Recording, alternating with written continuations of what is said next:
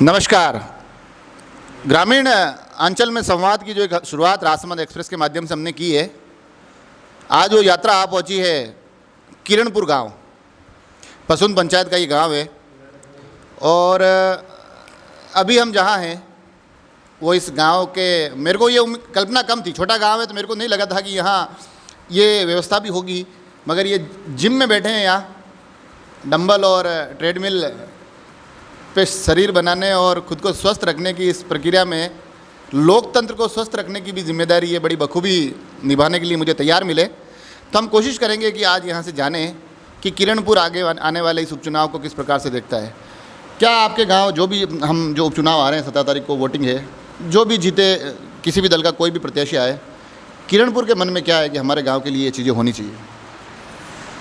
किरणपुर में हमारे एक तो ये मतलब ठाकुर जी का मंदिर बनवाना है, एक राजपूत समाज का नोरा बनवाना है, सामुदायिक भवन, और एक हमारे बारिश के टाइम में जो पानी आता है पीछे गांव के पीछे से, तो वो आगे रोड के ऊपर आता है।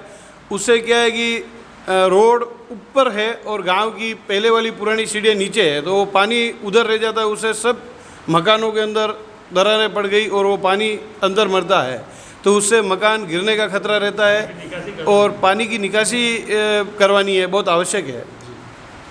और इसके अलावा हमारे गांव में माता जी की जो सराय है वहाँ आरसीसी छत डलवानी है, वो काम करवाना है।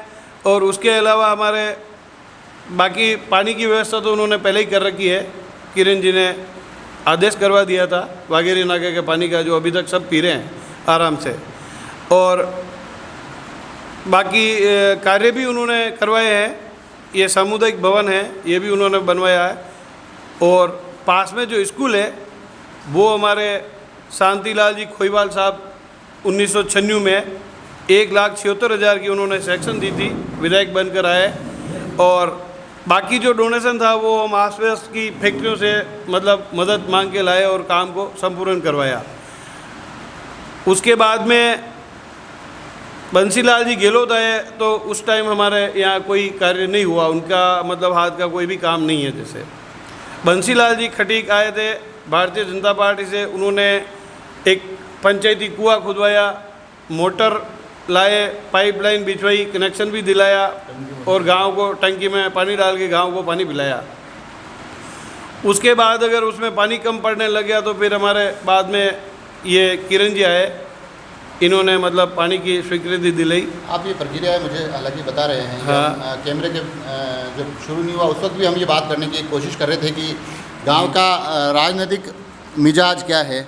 जितना मैं समझ पाया उन चर्चाओं के दौरान, जो आप बोल रहे हैं उससे भी एक नब्ज़ राजनीति की इस गांव की पकड़ में आती है, क्योंकि आपकी जो अभी जिस प्रकार से कार्यों को बताने की जो व्यवस्था थी या जो जिस प्रवाह था, उस प्रवाह में उन्होंने कहा कि बंसीलाल जी गेहलोत ने यहाँ काम नहीं करवाया, मगर बंसीलाल जी खटीक ने और उसके बाद के नेताओं ने काम करवाया।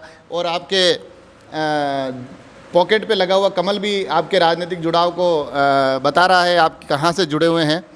हालांकि ये जो यहाँ लोग बैठे हैं, मैं आधे पौन घंटे से यही था, भाजपा के लोग काफ़ी अधिक तादाद में हैं, कांग्रेस के लोग कम हैं।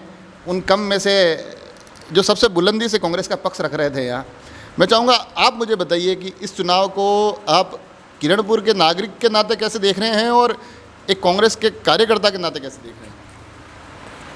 सर, अभी हिम्मत सिंह जी ने बताया था कि यहाँ पे शांतिलाल जी खोईवाल ने स्कूल बनवाई, उसके बाद में बंसीलाल जी खटीक आए, उन्होंने कुआं खुदवाया, तो ये बात इनकी सही है। लेकिन इतने सालों में हमारा यहाँ का विधायक कांग्रेस का था भी नहीं। तो प्रेस को प्रणाम। और 1990 में जब से भैरू सिंह की सरकार बनी, उससे पहले मैं बीजेपी में जॉइंट हो गया था और बीजेपी लाने वाला ही मैं ही था। और अपने हरिओम सिंह जी आज ही उस टाइम जिला प्रमुख थे। मेरे मकान से झंडा उतार के, मकान के छोटा झंडा तो उनका लगाया मेरे मकान पे और मैं उनको बड़ा झंडा दिया। और मैं गांव गांव ढाणी ढाणी जाके प्रचार कर रहा हूँ। सभा भवन बना, रोडें बनी और यहाँ विकास की कोई कमी नहीं है। लेकिन वो नाले के लिए जो हिम्मत सिंह जी ने बोला ना, वो वाकई में हमारे गांव में खूबी है। कम से कम कमर कमर वाला पानी है हम हनुमान चौक में पानी भरा जाता है। लोगों से मिलता हूँ, काफ़ी यात्राएं मैंने इस कार्यक्रम के दौरान की है, वो चाहे कांग्रेस के कार्यकर्ता हो चाहे भाजपा के कार्यकर्ता हो, जब इनको मैं देखता हूँ तो मुझे लगता है कि ये कार्यकर्ता ही वास्तव में असल नींव के पत्थर हैं, जो बिना किसी स्वार्थ के, बिना किसी लोभ में इन पार्टियों के झंडे उठा के घूमते हैं। और जैसा कि उन्होंने बताया कि जब नेताजी आते हैं तो इनकी कोशिश रहती है कि मेरे पास चाहे छोटा झंडा रहे, मेरे नेताजी बड़ा झंडा लेके चले। तो ये किरणपुर इस बार किसके झंडे लेके चलने वाला है? सबसे पहले मैं राजसमंद एक्सप्रेस वालों से बहुत धन्यवाद बोलना चाहता हूं कि वो हमारे गांव किरणपुर में पधारे। अगर विकास की अगर बात करें तो हमारे गांव में बहुत विकास हुआ और विकास बहुत बाकी भी है। जैसे कि हमारे गांव की कोई सीमा नहीं किरणपुर की कि कहां से कहां तक है। सबसे पहले हमारे गांव की कोई सीमा नहीं है और हमारे पूर्वजों ने मतलब काफ़ी हमारे मतलब गाँव के लिए ज़मीन रखी हुई है। उस मतलब गाँव में मतलब विकास करने की बहुत अति आवश्यकता है और हमारे खेल मैदान की बहुत आवश्यकता है। वॉलीबॉल मतलब खेलने वाले बच्चे यहाँ पे बहुत है और शिक्षा के मामले में हमारा गांव बहुत आगे है, लेकिन कमरे की बहुत कमी है और पानी की बहुत हमारा अच्छी व्यवस्था है। सामुदायिक भवन की बहुत अच्छी व्यवस्था है, लेकिन थोड़ा सुधार करने की आवश्यकता है। धन्यवाद। मैं अब आपसे जानना चाहूँगा, क्योंकि मैं रह के आप पे इसलिए आ रहा हूँ क्योंकि कांग्रेस का चेहरा आप अकेले ही दिख रहे हैं मेरे को, जो मजबूती से बात रख सको। जो ये बातें चल रही है कि हाँ हम तो भाजपा ने ही हमारे यहाँ काम करवाया है और कांग्रेस नहीं करवा पा रही है, इस चुनाव में आप उसका मुकाबला कैसे करने वाले हो? अभी हिम्मत सिंह जी ने बताया था कि हमारे यहाँ पे किरण माहेश्वरी जी ने पानी पिलाया, ये झूठी बात है। और यहाँ पे जो पानी की व्यवस्था की है वो सीपी साहब ने बागेरी परियोजना लाकर करीब करीब राजसमंद के अंदर 300 गांव पानी पी रहे हैं। वो इसका महत्व सीपी साहब को जाता है। विकास के लिए मैं यही कहना चाहूँगा कि हमारे युवा भाइयों के लिए एक ऊपर हॉल बनाए जो जिम के लिए हमें चाहिए, क्योंकि यहाँ पे आप जान रहे हैं बहुत छोटी जगह है, यहाँ पे नहीं हो पाएगा, क्योंकि हमें बड़ी जिम चाहिए तो इसके लिए बड़ा हॉल भी चाहिए। मैं जो भी राजसमंद एक्सप्रेस के माध्यम से यही कहना चाहूँगा, जो भी कोई भी कैंडिडेट विधायक अपना बने तो किरणपुर में सबसे पहले एक बड़ा हॉल बनावे, ताकि हम युवा को एक बड़ा हॉल मिल पाए, उसमें हम जिम कर पाए। और युवा पीढ़ी की यही सोच है कि हमारे गांव में जो नशा कर रहे हैं, अब उनको तो हम नहीं छुड़ा सकते, लेकिन जो युवा पीढ़ी आ रही है उनको हम नशा करने से रोक सकते हैं। ये आपने कुछ एक 3-4 दावेदारों के नाम लिए। भाजपा में इस बार बहुत ज़्यादा दावेदार थे, सारे ही भाजपा के कार्यकर्ता थे, लंबे समय से भाजपा से जुड़े हुए थे। एक चर्चा का विषय ये भी बना हुआ है कि इतने सारे नामों को हटा के एक ऐसे नाम को टिकट दिया गया जो राजनीति में इतने समय से कोई सक्रिय नहीं थे, उनकी पहचान किरण जी की पुत्री के रूप में ही है। तो उसका कुछ यहाँ असर है या नहीं इस गांव में? आपसे जानना चाहूँगा कुछ। उनसे तो असर तो बहुत है सर।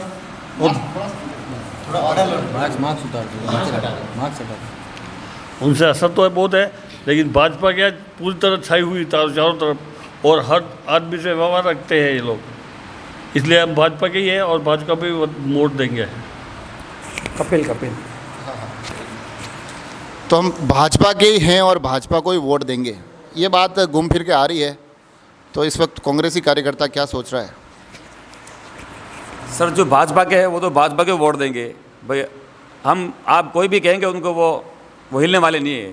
जो कांग्रेस का है वो कांग्रेस को देंगे, जो सुरेश जी के हैं तो सुरेश जी को भी वोट मिलेंगे।